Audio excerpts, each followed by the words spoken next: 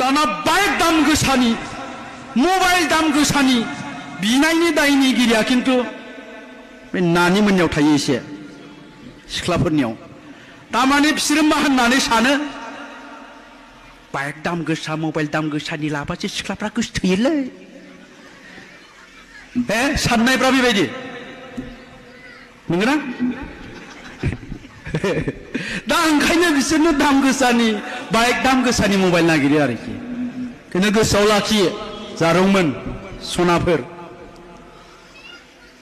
नों जायखौ दा गोसोथोदों बाइक दाम गोसा मबाइल दाम गोसा लाग्राया बे जौबो लोङो बे लेखा फराया मिथिबाय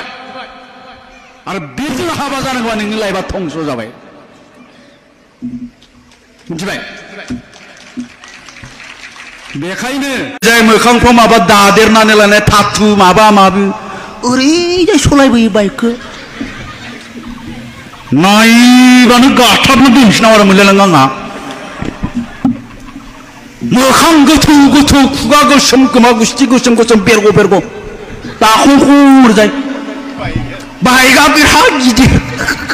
सलायबाथाय मोख्रा सलायनाय बायदि नुयो बाइक बांद्राय बाइक सलायनो देखाबाय जानाना